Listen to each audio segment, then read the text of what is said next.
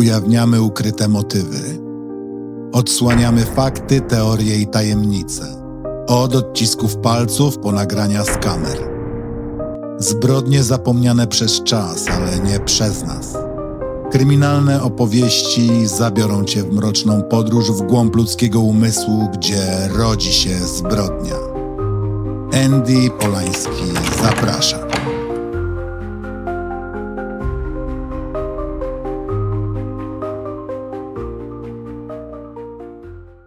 Ostrzeżenie. Ten materiał zawiera opis prawdziwych wydarzeń kryminalnych. Został przygotowany w celu dokumentowania i analizy ludzkich zachowań oraz ukazania skali popełnionych zbrodni. Opisy drastycznych zdarzeń przedstawiono wyłącznie w kontekście faktów, bez zamierzonego epatowania przemocą i bez treści sensacyjnych. Celem jest zrozumienie, a nie szokowanie. Wszystkie informacje oparte są na publicznie dostępnych źródłach, a sposób ich prezentacji ma charakter edukacyjny i dokumentalny. Materiał przeznaczony jest dla odpowiedzialnych odbiorców. Jeżeli jesteś osobą szczególnie wrażliwą na temat przemocy lub ludzkiego cierpienia, rozważ, czy chcesz wysłuchać tego odcinka. Jeśli doświadczasz przemocy, poczucia zagrożenia lub innego rodzaju trudności, proszę zwróć się o pomoc do odpowiednich instytucji lub służb w miejscu swojego zamieszkania.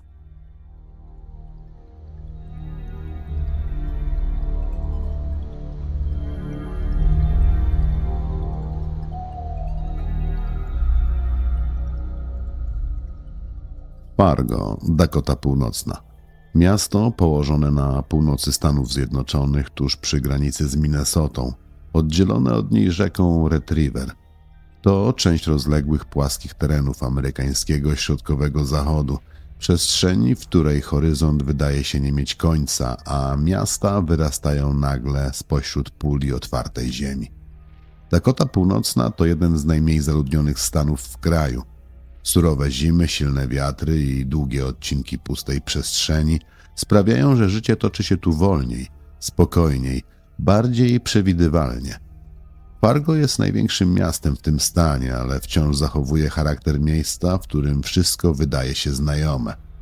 Ulice, budynki, ludzie – to przestrzeń, w której codzienność rzadko zostaje zakłócona. 19 sierpnia 2017 roku. Ciepłe, spokojne popołudnie w Fargo w stanie Dakota Północna. Miasto liczące około 120 000 mieszkańców żyje swoim rytmem. Na targu Red River gromadzą się ludzie, słychać muzykę, rozmowy i śmiech.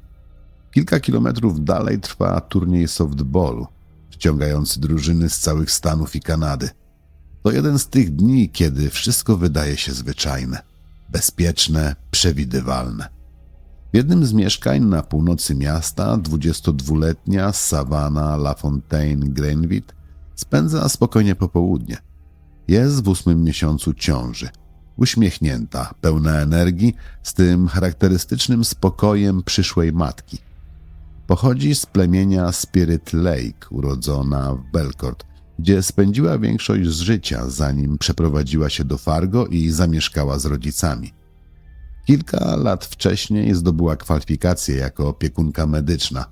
Pracowała w domu opieki Evindate, pomagając innym. To była jej droga, jej przyszłość. Razem ze swoim partnerem, Ashtem Metty, z którym była od czasów liceum, przygotowywali się na narodziny córki. Miała mieć na imię Ashley. Tego dnia Savannah zrobiła coś, co robiła już wcześniej. Pomagała sąsiadce. O 13:24 napisała do swojej mamy krótką wiadomość, że idzie na górę przymierzyć sukienkę. Gdy po około godzinie Savannah wciąż nie wracała z mieszkania sąsiadki na górze, jej matka Norberta wysłała swojego 16-letniego syna, żeby sprawdził, co się dzieje.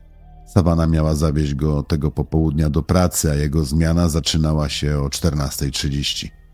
Chłopak zapukał do drzwi, ale nikt nie otworzył. Później wspominał jednak, że z wnętrza mieszkania dochodził dźwięk przypominający pracującą maszynę do szycia. Zdezorientowany wrócił i powiedział o tym ojcu Savanny, Joe'emu. Ten również poszedł na górę zapytać o córkę. Tym razem drzwi uchyliła niska kobieta. Otworzyła je tylko na tyle, by móc wychylić się do rozmowy i powiedziała, że sawanna będzie jeszcze chwilę zajęta. Rodzina uznała, że sawanna po prostu pomaga dłużej niż planowała. Matka zawiozła więc młodszego syna do pracy i około 15:15 wróciła do mieszkania. Zakładała, że sawanna zdążyła już wrócić i jest w swoim pokoju. Przez następną godzinę zajmowała się domowymi obowiązkami. Dopiero później zorientowała się, że córki wciąż nie ma. Ponownie poszła na górę do sąsiadki zapytać, gdzie jest sawanna. Drzwi otworzyła ta sama kobieta co wcześniej i powiedziała, że sawanna już wyszła. Nie było jednak żadnego śladu, że rzeczywiście wróciła do domu, a odpowiedź sąsiadki tylko pogłębiła niepokój. Norberta zadzwoniła na policję w Fargo i zgłosiła zaginięcie córki. Jeszcze tego samego wieczoru rodzina i znajomi rozpoczęli poszukiwania. Następnego dnia, w niedzielę, wciąż nie było żadnych informacji, nie było żadnego kontaktu. Z każdą godziną niepokój rósł. Bliscy zaczęli rozwieszać w mieście własnoręcznie przygotowane ogłoszenia, prosząc o pomoc w odnalezieniu sawanny. Przez kolejne dni mobilizowali społeczność, apelując o wsparcie i większe zaangażowanie policji lokalnej, stanowej i federalnej. Z każdym kolejnym dniem nadzieja mieszała się z rosnącym lękiem. Wszyscy czekali na jedną wiadomość – na powrót sawanny i jej nienarodzonej córki Ashley. W sobotnie popołudnie Savanna, będąca w 8. miesiącu ciąży, zaginęła. Jej bliscy mówią wprost: nie wiemy, co się stało. Może być w niebezpieczeństwie. Potrzebujemy pomocy. Kilka dni po zaginięciu Savanny jej rodzina decyduje się wystąpić w lokalnej telewizji. Chcą nagłośnić sprawę, chcą, żeby ktoś ją zobaczył, żeby ktoś się o niej dowiedział. W studiu siedzi jej matka i siostra. Prowadzący zaczyna spokojnie. Pyta, co wiadomo na ten temat. Matka odpowiada cicho, mówi, że policja wciąż niczego nie ustaliła, że prowadzą działania, sprawdzają różne tropy, ale nie mają żadnych odpowiedzi. Pada pytanie o ostatni kontakt. Matka mówi, że dostała od Savanny wiadomość o 13:24. Od tamtej chwili nie było już żadnej kolejnej. Siostra dodaje, że ostatni raz widziała ją rano, kiedy Savanna zawiozła ją do pracy około 9:00. Prowadzący próbuje ustalić, czy jest coś, co mogłoby pomóc, jakiś szczegół, miejsce, nawyki. Matka kręci głową. Mówi, że Savanna była domatorką, że była w 8. miesiącu ciąży, źle się czuła, miała opuchnięte nogi, nie wychodziła sama, nie znikała bez słowa. Wracają do ostatnich godzin. Savanna była w domu, wyszła tylko na chwilę do sąsiadki, która mieszkała piętro wyżej. I to był ostatni moment, kiedy ktokolwiek ją widział. Prowadzący pyta o sąsiadkę. Matka mówi, że rozmawiali z nią, że twierdzi, iż Savanna wyszła, ale Savanna nie wróciła. Matka wspomina jeszcze jedną rzecz. Savanna zamówiła pizzę. Powinna była wrócić do domu i ją zjeść. Na końcu zostaje jedno pytanie. Czy jest coś, co ludzie mogliby dla was zrobić? Matka odpowiada krótko. Każda informacja może nam pomóc. Mijały kolejne dni. Do środy 23 sierpnia policja wciąż nie przekazała żadnych nowych informacji. Rodzina i znajomi Savanny zbierają się w centrum Fargo przy Sanford Medical Center. Spotykają się, żeby się modlić. Stoją w dużym kręgu, wśród nich są dziesiątki członków rodziny i społeczności rdzennych Amerykanów. W centrum słychać bęben i śpiew. Używają tradycyjnych ziół do oczyszczania, modlą się i jednocześnie apelują o większe zaangażowanie służb.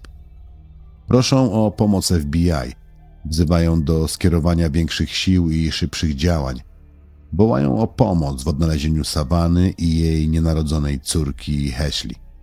Ich głosy stają się coraz głośniejsze. Jednocześnie pojawia się inny, coraz bardziej niepokojący kontekst. Rośnie obawa, że Savanna może być kolejną ofiarą zjawiska określonego jako Missing and Murdered Indigenous Women, czyli zaginione i zamordowane rdzenne kobiety. To problem, który w Stanach Zjednoczonych i Kanadzie określany jest jako kryzys narodowy. Rdzenne Amerykanki padają ofiarą przemocy i zabójstw znacznie częściej niż średnia krajowa. nawet ponad 10-krotnie. Zjawisko to ma głębokie korzenie i wynika z wieloletnich zaniedbań oraz skomplikowanego systemu prawnego, w którym odpowiedzialność za śledztwa rozdziela się między różne instytucje federalne, stanowe, lokalne i plemienne, co często spowalnia działania. W odpowiedzi na rosnącą presję głos zabiera szef policji w Fargo, David Todd. Mówi, że departament od początku skierował wszystkie dostępne siły do tej sprawy. W śledztwie bierze udział 35 detektywów, 4 sierżantów, 2 poruczników oraz zastępca komendanta. Do pomocy zaangażowano również inne agencje. W poszukiwaniach wykorzystano śmigłowce, jednostki wodne oraz psy tropiące. W tym samym czasie śledczy szybko wykluczają jedną z najbliższych osób Savanny. Jej partner, Ashton, nie jest podejrzanym. W chwili zaginięcia przebywał około 160 mil od Fargo w rezerwacie Spirit Lake niedaleko Devil's Lake. Pomagał swojemu ojcu przy budowie domu. Tłumaczył, że podjął się tej pracy, żeby zarobić pieniądze dla dziecka. W najbliższym czasie planował wrócić do Fargo i zamieszkać razem z Savanną. Ashton Matheny przebywał w Grand Forks, pilnując domu swojej matki, kiedy dowiedział się o zaginięciu Savanny. Ostatni raz kontaktował się z nią około godzinę przed tym, jak zgodziła się pomóc sąsiadce przy szyciu. Matheny powiedział, że o zaginięciu dowiedział się od matki Savanny, Norberty, w sobotę we wczesnych godzinach wieczornych. Było około 16:30. Norberta przekazała mu, że Savanna zniknęła, że po prostu przepadła bez śladu i że coś jest nie tak. Matheny mówił później, że był zdezorientowany i zdruzgotany tą wiadomością. Od momentu, kiedy usłyszał o zaginięciu przez telefon, nie przestawał o tym myśleć. Był daleko, nie mógł nic zrobić. Od samego początku śledztwo koncentruje się na sąsiadach z góry.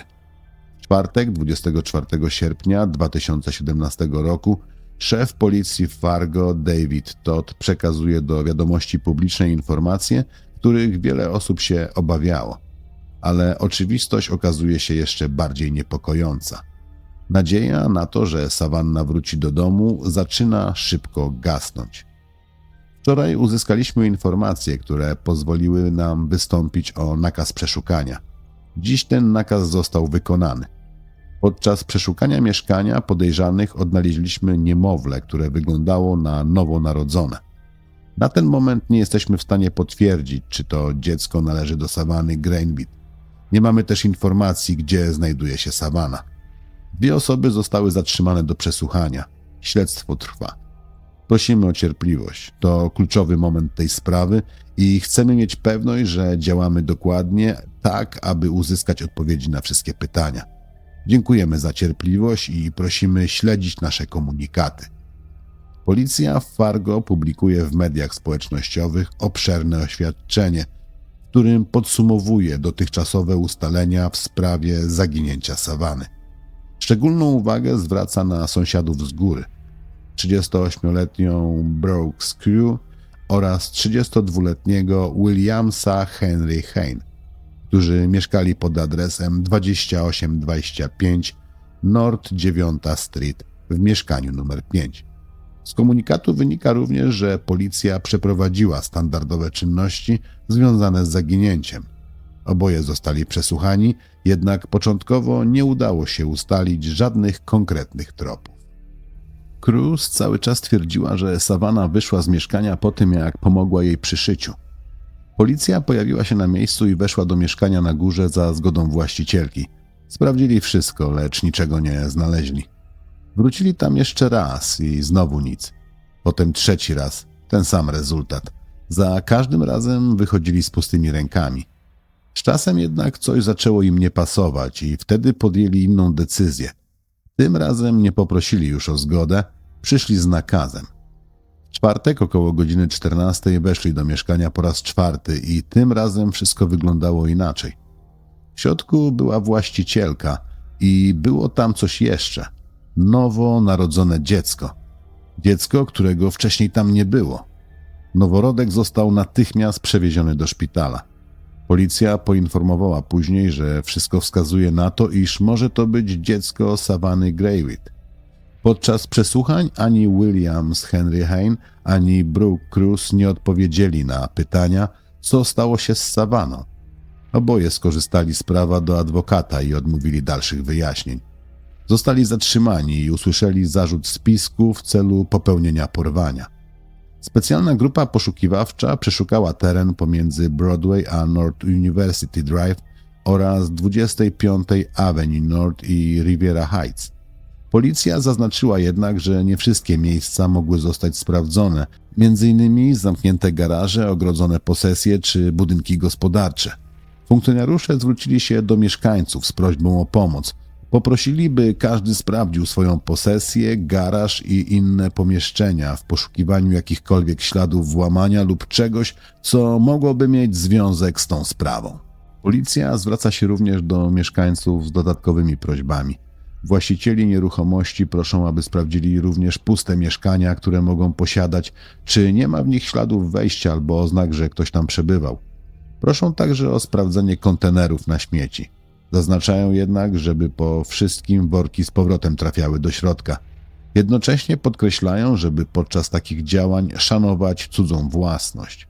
Funkcjonariusze proszą również o kontakt każdą osobę, która mogła widzieć samochód należący do zatrzymanych, Jeepa, w sobotę lub niedzielę. Każda informacja może mieć naprawdę bardzo duże znaczenie. Szef policji w Fargo, David Todd, ujawnia również, że na wczesnym etapie śledztwa główni podejrzani byli niemal cały czas obserwowani. Policja rozważała różne scenariusze. Brano pod uwagę, że Savannah może być gdzieś przetrzymywana wbrew swojej woli. Pojawiła się też hipoteza, że jej nienarodzone dziecko, Hesley, mogło zostać wywołane do porodu albo w jakiś sposób odebrane matce i znajdować się w innym miejscu. Dopiero w środę pojawił się konkretny trop, który pozwolił uzyskać nakaz przeszukania. To właśnie on doprowadził do odnalezienia noworodka w mieszkaniu numer 5, leżącego na łóżku. Dziecko, które w chwili odnalezienia wyglądało na mające około tygodnia. W tym momencie pojawia się pytanie, które zadają sobie wszyscy. Gdzie była Savannah i jak to możliwe, że policja wcześniej nie zauważyła niczego podejrzanego, skoro podejrzani mieli być pod niemal stałą obserwacją? Z perspektywy czasu widać jednak, że pierwsze działania rozpoczęły się bardzo szybko. Funkcjonariusze pojawili się na miejscu około 30 minut po zgłoszeniu zaginięcia, jeszcze tego samego popołudnia. To wtedy przeprowadzono pierwsze sprawdzenie mieszkania na górze za zgodą. Niedługo później wrócili tam ponownie, a potem jeszcze raz następnego dnia. W sumie 3 razy wchodzili do środka, ale były to jedynie krótkie oględziny. Policjanci byli wpuszczani do mieszkania i rozglądali się po pomieszczeniach. Nie prowadzili dokładnego przeszukania. Podczas 3. wizyty, dzień po zaginięciu Savanny, chcieli sprawdzić informację przekazaną przez rodzinę. Chodziło o możliwą kryjówkę w łazience. Bliscy znali układ mieszkania i wiedzieli, że w tylnej części szafy znajduje się ukryty dostęp do instalacji, niewielka przestrzeń, której nie widać na pierwszy rzut oka. I właśnie w takich miejscach zaczynają się pojawiać wątpliwości, czy coś nie zostało przeoczone. Rodzina zasugerowała policji, aby sprawdziła to miejsce z nadzieją, że znajdą tam choćby najmniejszy ślad, a w najgorszym przypadku niestety ciało. W pierwszych dniach śledztwa ujawniono tylko część informacji zawartych w nakazie przeszukania. Sprawa była w toku i policja nie przekazywała wszystkich szczegółów opinii publicznej. Tymczasem rodzina i znajomi nie czekali bezczynnie. Organizowali własne poszukiwania na terenie całego Fargo. W tamten weekend działania skupiały się głównie w okolicy Troughton Park, rozległego 28-akrowego terenu położonego przy rzece Red River na granicy Dakoty Północnej i Minnesoty. Koordynacją zajmowała się Christina Becker, która przez cały weekend organizowała kolejne grupy poszukiwawcze i opisywała, jak wyglądały działania prowadzone przez rodziny Greenwith i LaFontaine. Policja z Fargo oddelegowała 2 funkcjonariuszy, którzy pełnili rolę łączników i wspierali działania cywilnych grup. Jedna z osób zaangażowanych w poszukiwanie tłumaczyła, że to nie była akcja prowadzona przez policję, ale przez rodzinę i przyjaciół. Kontynuowali działania rozpoczęte już w piątek i sobotę. Korzystali z dużej mapy miasta Fargo, Dzielili ją na sektory i wysyłali ludzi do konkretnych miejsc.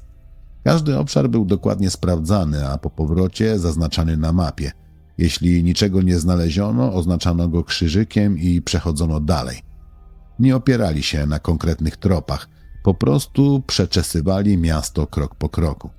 Funkcjonariusz policji obecny na miejscu wyjaśniał, że jego rola polega na wspieraniu grupy poszukiwawczej i udzielaniu wskazówek, co mogą robić, a czego nie powinni.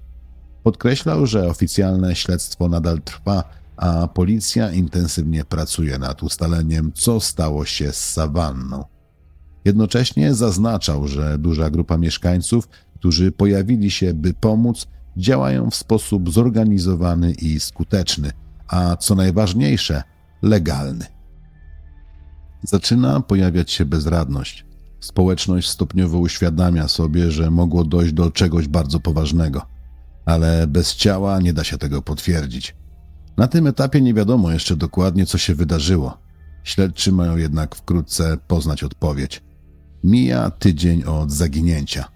W sobotę, 26 sierpnia, policja w Fargo informuje w mediach społecznościowych, że do poszukiwań sprowadzono z Minneapolis w stanie Minnesota specjalnie szkolone psy, które potrafią wykrywać zapach łożyska. Funkcjonariusze wskazują, że działania koncentrują się w 35 wytypowanych lokalizacjach, jednak do tej pory nie przyniosły jednoznacznych rezultatów. Poszukiwania rozszerzono również na tereny nad rzeką po stronie Minnesoty. Na pytanie, czy sprawa została przekazana pod jurysdykcję federalną, szef policji David Todd odpowiada, że różne agencje współpracują, ale na ten moment śledztwo pozostaje w gestii policji w Fargo. W tym samym czasie setki mieszkańców biorą udział w marszu modlitewnym. Wyruszają z Oak Grove Park i idą aż do Veterans Memorial Bridge, okazując wsparcie rodzinie LaFontaine.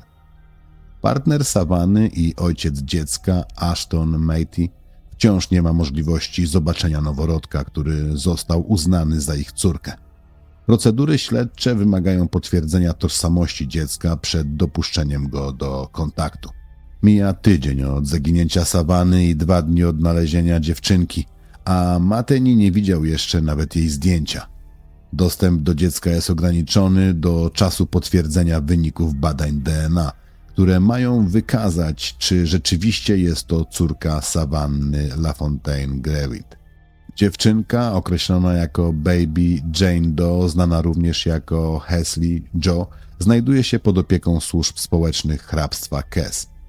Matty nie ukrywa frustracji, mówi, że skoro policja twierdzi, iż to ich dziecko, to on sam potrafiłby to rozpoznać. Jednocześnie przyznaje, że procedury są niezbędne i muszą zostać przeprowadzone zgodnie z zasadami. Policja zabezpiecza rzeczy należące do Savanny, m.in. jej ubrania i szczoteczkę do zębów, aby uzyskać materiał DNA potrzebny do identyfikacji dziecka. Na tym etapie nie pobiera się jeszcze materiału genetycznego od Ashtona. Włączenie do poszukiwań psów wyszkolonych do wykrywania zapachu łożyska oraz rozszerzenie działań na tereny nad rzeką zaczynają wskazywać na jeden kierunek. Wszystko sugeruje, że policja może szukać ciała Savanny. Następnego dnia najgorsze obawy rodziny zostają potwierdzone. Rekreacyjni kajakarze na rzece Red River znajdują coś, co wyglądało jak ciało. Duży obiekt, szczelnie owinięty w plastik i taśmę, zatrzymany o drzewo wystające z nurtu rzeki. Kajakarze natychmiast powiadomili służby. Policja pojawiła się na miejscu. W tym samym czasie grupa poszukiwawcza sprawdzająca opuszczone gospodarstwo na południe od miejsca znaleziska przy 90 Avenue w hrabstwie Clay natrafia na przedmioty, które mogłyby wskazywać na miejsce przestępstwa. Na miejsce wezwano biuro szeryfa hrabstwa Clay oraz policję z Fargo. To właśnie biuro szeryfa przejęło prowadzenie w tej sprawie. Teren został zabezpieczony, a śledczy rozpoczęli dokładne badania miejsca. Obiekt znaleziony w rzece, wielkości ciała, owinięty w plastik i taśmę, został wyciągnięty z wody około godziny 20:20. O 21:30 detektyw z Fargo przeprowadził wstępne oględziny. Potwierdził, że to ciało Savanny LaFontaine Grewitt. Ciało zostało przekazane do Zakładu Medycyny Sądowej w hrabstwie Ramsey, gdzie miała zostać przeprowadzona sekcja zwłok i dalsze badania. W kolejnych dniach zaczynają pojawiać się nowe informacje. W poniedziałek śledczy ujawniają, że zebrane dowody wskazują, iż Savannah padła ofiarą, jak to określono, okrutnego i wyjątkowo brutalnego czynu. Relacje Brooke Cruz i Williama Henry Haina nie były ze sobą spójne. W związku z tym oboje usłyszeli kolejne zarzuty. Tym razem spisku w celu popełnienia morderstwa oraz składania fałszywych zeznań. Dołączono je do wcześniejszych zarzutów dotyczących porwania. Tego samego dnia po raz pierwszy stanęli przed sądem. Wieczorem setki osób, około 500, zebrały się, by uczcić pamięć Savanny. Wstępne wyniki sekcji zwłok potwierdziły, że przyczyną śmierci była przemoc ze strony drugiej osoby. Śledczy nie ujawnili szczegółów, ponieważ dochodzenie wciąż trwało.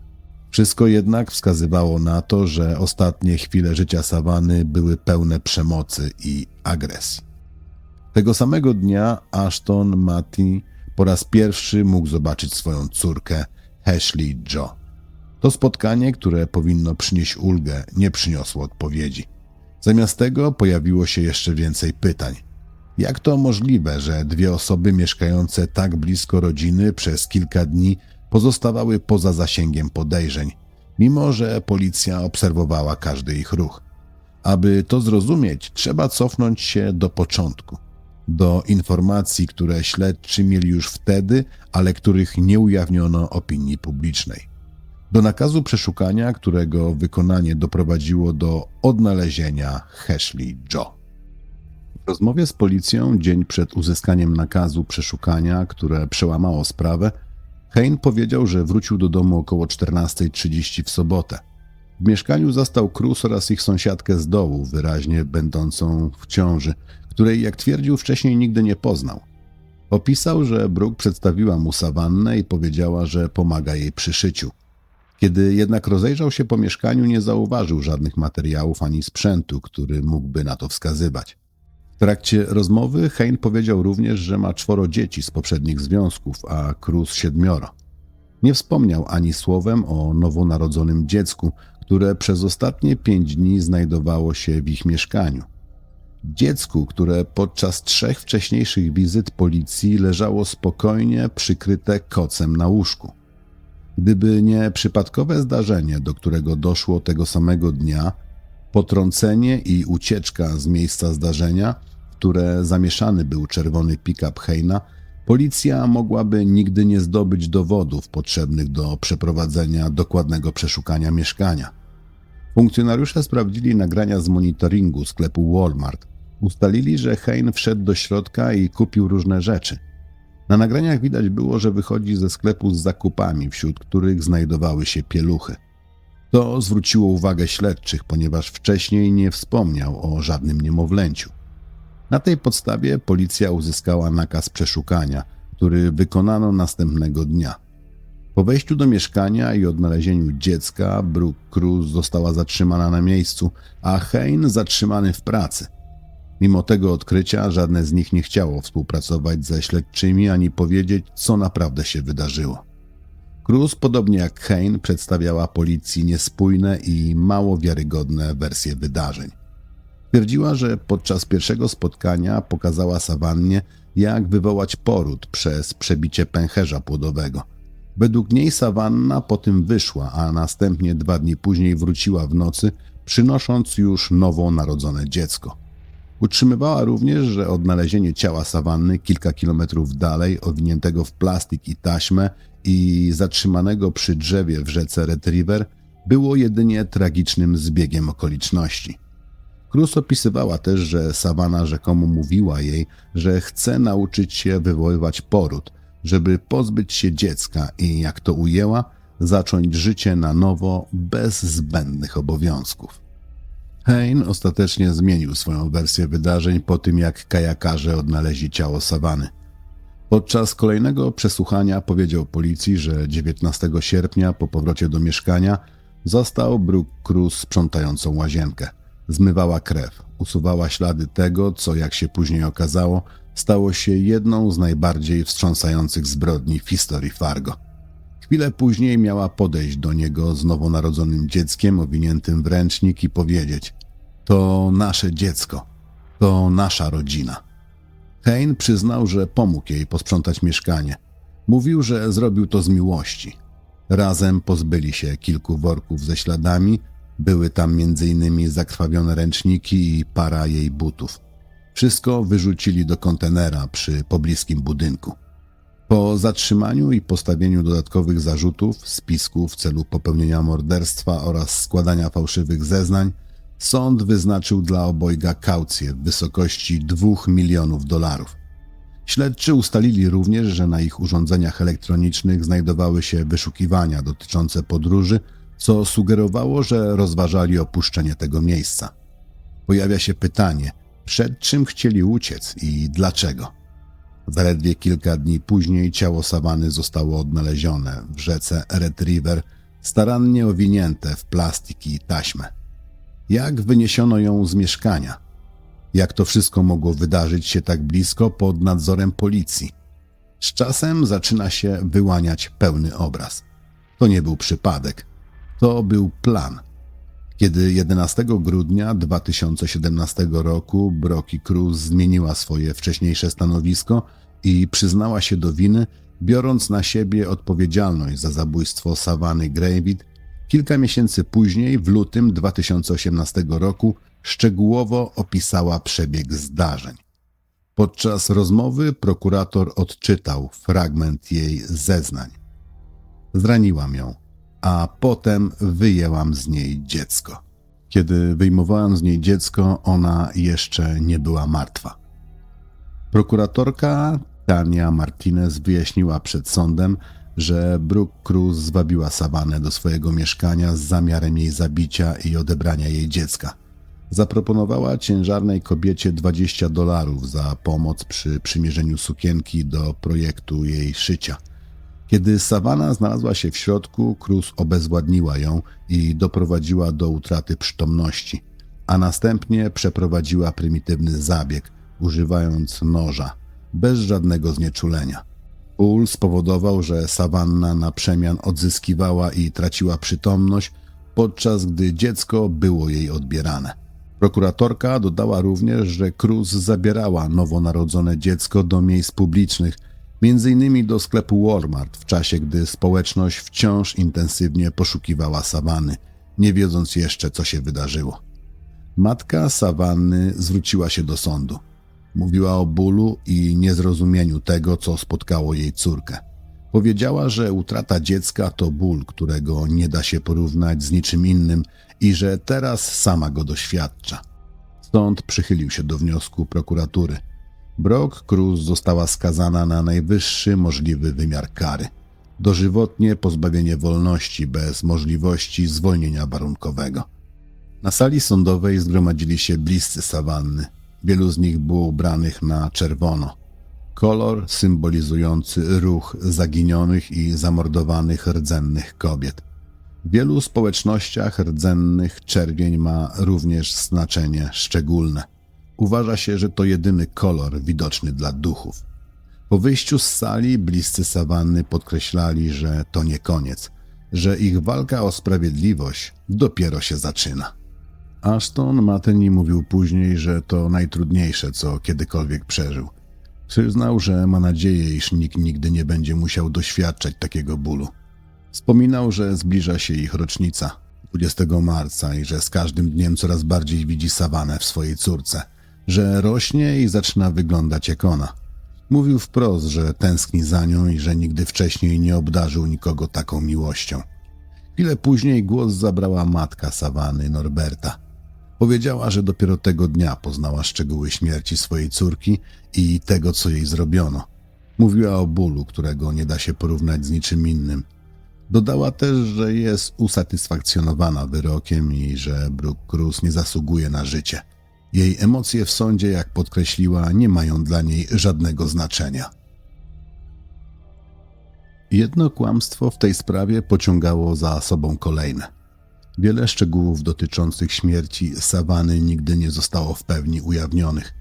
Przyznanie się Brooke Cruz do winy sprawiło, że nie doszło do długiego procesu, który mógłby odsłonić wszystkie okoliczności. Ale w mieszkaniu numer 5 była jeszcze jedna osoba. Ktoś, kto pojawił się tam zaraz po tym, co się wydarzyło. Tą osobą był William Henry Hain. Jego proces był kilkukrotnie przekładany. Najpierw z marca na maj, potem na wrzesień 2018 roku. Obie strony potrzebowały więcej czasu na zebranie dowodów i przygotowanie się do sprawy dotyczącej spisku w celu popełnienia morderstwa. Hain był gotów przyznać się do zarzutów związanych z porwaniem i składaniem fałszywych informacji, ale konsekwentnie zaprzeczał, jakoby miał cokolwiek wspólnego z zabójstwem Savany. Kiedy proces w końcu się rozpoczął, szybko stało się jasne, że każdy walczy o siebie. Hain próbował zdjąć z siebie odpowiedzialność za śmierć Savany.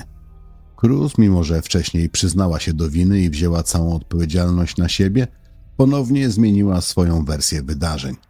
Tym razem wskazywała bezpośrednio na Haina. Mając wszystko do stracenia, Hain szczegółowo opisał przed sądem, co zobaczył, kiedy wrócił do mieszkania po pracy około 14:30 tamtego dnia. Powiedział, że gdy tylko wszedł do środka, zobaczył Savanę leżącą na podłodze w łazience. Zapytał, kto to jest? Usłyszał odpowiedź, to Savana. Zapytał, skąd się tu wzięła?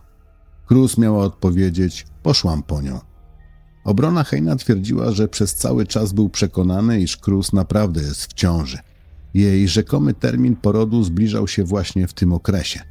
Dopiero tego dnia po powrocie do domu miał zobaczyć prawdę. Zobaczył Savanę z poważnymi obrażeniami i liną zaciśniętą wokół szyi. Przed ławą przysięgłych utrzymywał, że była wtedy już martwa.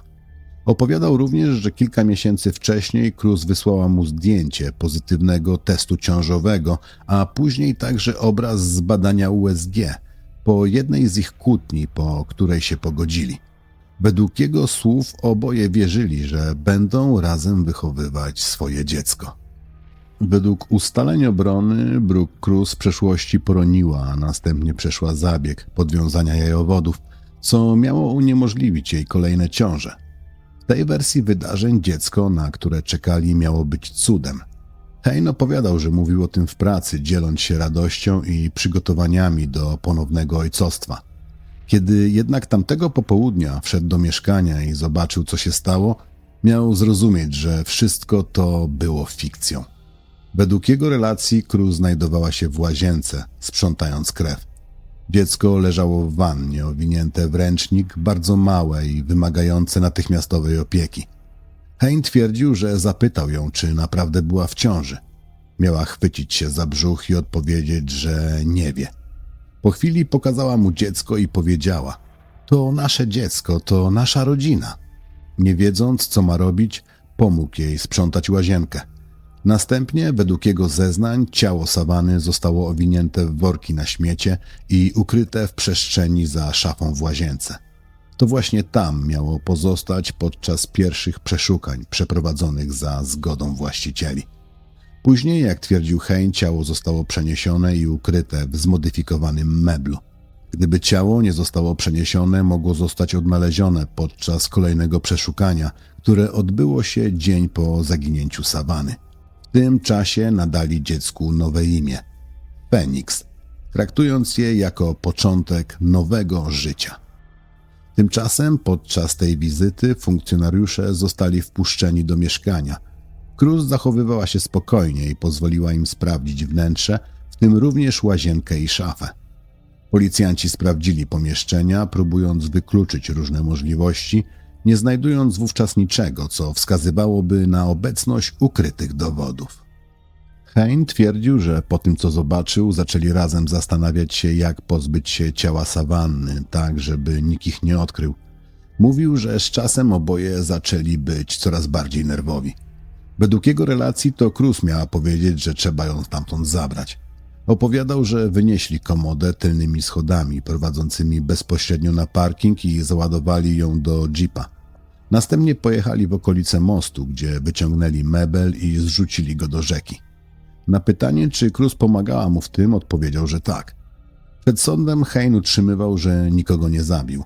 Twierdził, że wrócił do domu i znalazł się w sytuacji, której nie rozumiał, a później, widząc reakcję Cruz na dziecko, zdecydował się jej pomóc w ukryciu tego, co się wydarzyło. Podczas przesłuchania padło pytanie, czy przez te kilka dni czuł się jak rodzina, widząc ją z dzieckiem? Odpowiedział, że nie. Przyznał jednak, że przez chwilę widział, jak spełnia się coś, co dla niego było ważne, choć jednocześnie wiedział, że to wszystko wkrótce się skończy. W trakcie procesu ujawniono jednak inne dowody, które rzucały nowe światło na sprawę. Podczas przeszukania zabezpieczono dane z telefonu i komputerów należących do Cruz i Heina. Ich historia przeglądania internetu zawierała wyszukiwania, które wzbudziły poważne wątpliwości. Pojawiały się pytania takie jak zrobić pętlę, jak długo człowiek traci przytomność bez oddychania, czy dziecko przeżyje, jeśli kobieta umrze w ciąży. Te informacje sugerowały, że to, co się wydarzyło, mogło nie być przypadkiem. Proces szybko przerodził się w spór między wersjami wydarzeń przedstawianych przez obronę i oskarżenie. Hein twierdził wcześniej, że Cruz pomogła mu w pozbyciu się ciała, że razem przenieśli komodę i wrzucili ją do rzeki. Jednak w trakcie procesu każda ze stron próbowała zrzucić odpowiedzialność na drugą. Prokuratura przedstawiła znacznie mroczniejszy obraz roli Heina. Twierdzono, że jego wersja wydarzeń jest nieprawdziwa i że od samego początku to on miał kontrolować przebieg zdarzeń od momentu zabójstwa aż po zacieranie śladów, kierując działaniami partnerki. Cruz zeznała jako świadek oskarżenia i ponownie zmieniła swoje zeznanie. Tym razem stwierdziła, że Savannah była żywa w trakcie i po tym, co się wydarzyło, a Hein pojawił się później i, jak mówiła, dokończył dzieła. Według jej relacji założył linę na szyję Savanny i zacisnął ją, mówiąc: jeśli wcześniej nie była martwa, to teraz na pewno będzie. Przed sądem zeznał również były osadzony z lokalnego aresztu, który twierdził, że Hein przyznał się przed nim do samodzielnego sprzątania miejsca zdarzenia i pozbycia się ciała Savanny bez udziału Cruz. Opisywał, że dowody były pakowane do worków, a ciało według tej relacji zostało umieszczone w przerobionej komodzie, którą następnie zniesiono po schodach. Obrona przedstawiła jednak innego świadka, byłą współosadzoną Cruz, która twierdziła, że to ona sama zaplanowała i przeprowadziła całą zbrodnię. Według tej relacji Cruz wierzyła, że Hein ma romans z Savanną, a dziecko, którego się spodziewała, jest jego. Wiarygodność tej świadkini była podważana, ponieważ miała na koncie liczne wcześniejsze zarzuty dotyczące składania fałszywych zeznań. Mimo to podała szczegóły, które w oczach ławy przysięgłych mogły wprowadzić wątpliwość co do rzeczywistej roli Heina. Padły też ostre słowa pod adresem Cruz. Określono ją jako osobę manipulującą i niegodną zaufania. Świadek mówił, że był wstrząśnięty, słysząc, jak opisywała to, co zrobiła. Podczas procesu ujawniono również przeszłość obojga oskarżonych. Rocky Cruz miała na koncie liczne zarzuty związane z wystawianiem czeków bez pokrycia w różnych stanach, wielokrotne naruszenia warunków zwolnienia oraz wcześniejszy zarzut dotyczący napaści na byłego męża z użyciem noża. Zwracano również uwagę na jej niestabilny styl życia, częste zmiany pracy i relacji z innymi mężczyznami. Cruz przez lata prowadziła niestabilne życie. Przenosiła się z miejsca na miejsce od wschodniego wybrzeża Stanów Zjednoczonych przez południe kraju aż po Florydę, by ostatecznie wrócić do Dakoty Północnej. W tym czasie wchodziła w kolejne związki, była dwukrotnie zamężna i miała 7 dzieci. W 2012 roku zamieszkała razem z Heinem. Jednym z najbardziej charakterystycznych elementów jej życia były zapiski, które prowadziła regularnie przez lata. Studiowała wcześniej psychologię i pielęgniarstwo i miała zwyczaj dokładnego notowania swoich myśli. Z czasem zgromadziła stosy zeszytów, w których opisywała wszystko, od relacji z mężczyznami po swoje zainteresowania, w tym także obsesyjne zainteresowanie seryjnymi zabójcami. W jej notatkach pojawiały się również tematy porodów domowych. Zbierała informacje, sporządzała listy potrzebnych rzeczy. Na jednej z nich znajdowały się m.in. nożyczki, ostrza, zaciski, rękawiczki oraz syntetyczna wersja hormonu oksytocyny, wykorzystywanego w medycynie przy porodach. Tworzyła także schematy i zapiski dotyczące przebiegu takiej procedury, szacując jej czas trwania. Zebrane materiały wskazywały, że zdobywała wiedzę na temat przeprowadzenia porodu poza szpitalem. Nie przewidywały jednak tego, co miało się wydarzyć. Hein również miał kryminalną przeszłość i w jego przypadku była ona związana z przemocą. W styczniu 2011 roku przywiózł swojego małego syna do szpitala, tłumacząc, że dziecko upadło i uderzyło się w głowę. Lekarze szybko nabrali podejrzeń, gdy okazało się, że obrażenia są poważniejsze. Stwierdzono złamanie kości czaszki. Sprawa zakończyła się wyrokiem za znęcanie się nad dzieckiem i zaniedbanie, a Hein odbył karę pozbawienia wolności. W innym incydencie miał zaatakować Brooke Cruz, goniąc ją do łazienki i wpychając do wanny, grożąc, że ją utopi. Była to ta sama łazienka, w której później doszło do zbrodni. Prokuratura twierdziła również, że Hein wiedział, iż Cruz nie była w ciąży i że miał ją skonfrontować z tym faktem na kilka miesięcy przed wydarzeniami z sierpnia. Prokuratura tłumaczyła, że Hein zaczął podejrzewać, iż Cruz nie jest w ciąży, bo nie widział u niej typowych oznak. Według tej wersji, kiedy zrozumiał, że dziecka nie będzie, miał wywierać na nią presję, żeby zdobyła je w inny sposób, zwłaszcza, że ich bliscy spodziewali się, że wkrótce powitają noworodka. Jednocześnie pojawiły się informacje, że w dniu zdarzenia co najmniej 2 sąsiadów słyszało odgłosy dochodzące z mieszkania na górze. Opisywali je jako coś przypominające walkę, uderzenia o podłogę, jakby ktoś się szarpał. Nie zgłosili tego jednak policji, ponieważ byli przyzwyczajeni do kłótni między tą parą i uznali, że to kolejna sprzeczka. Podczas procesu zeznawała również była narzeczona Heina, Tanit MacLeod, która opisywała jego zachowanie jako agresywne i niepokojące. Twierdziła, że mówił o fantazjach związanych z duszeniem oraz używaniem liny podczas kontaktów intymnych. Wspomniała też, że zdarzało mu się wypowiadać uprzedzenia wobec rdzennych Amerykanów. W miarę jak proces zbliżał się do końca, sprawa, która początkowo wydawała się prosta, stawała się coraz bardziej skomplikowana. Wersje wydarzeń przedstawionych przez Cruz i Heina wzajemnie się wykluczały, a każde z nich próbowało przerzucić odpowiedzialność na drugą osobę. Ostatecznie William Henry Hein został uniewinniony od zarzutu spisku w celu popełnienia morderstwa Savanny LaFontaine Grievin. 29 października 2018 roku uznano go jednak winnym spisku w celu porwania Leslie Jo oraz składania fałszywych zeznań. Przed ogłoszeniem wyroku głos ponownie zabrała matka Savanny Norberta. Mówiła, że jej życie zostało na zawsze zmienione. Podkreślała, że Hein patrzył jej w oczy, wiedząc, że jej córka nie żyje. Mówiła też o tym, że próbował odebrać jej wnuczkę i wychować ją jak własne dziecko. Sąd skazał Heina na karę dożywotniego pozbawienia wolności z możliwością ubiegania się o zwolnienie warunkowe. Wyrok był wyższy niż standardowy, ponieważ uznano go za szczególnie niebezpiecznego sprawcę, m.in. ze względu na wcześniejsze przypadki przemocy. Jego historia jednak nie zakończyła się w tym momencie. Po pewnym czasie Sąd Najwyższy Dakoty Północnej ostatecznie uchylił wyrok dożywocia dla Williama Henry'ego Heina. Uznano, że zakwalifikowanie go jako szczególnie niebezpiecznego sprawcy było nieuzasadnione, a wcześniejsze skazanie za znęcanie się nad dzieckiem nie miało bezpośredniego związku z zarzutem spisku w celu porwania noworodka. Sąd w hrabstwie Cass ponownie rozpatrzył sprawę i skazał Heina na 20 lat pozbawienia wolności oraz dodatkowe 320 dni odbywane równolegle. Śmierć Savanny odbiła się szerokim echem w całych Stanach. Sprawa zwróciła uwagę na problem zaginionych i zamordowanych rdzennych kobiet.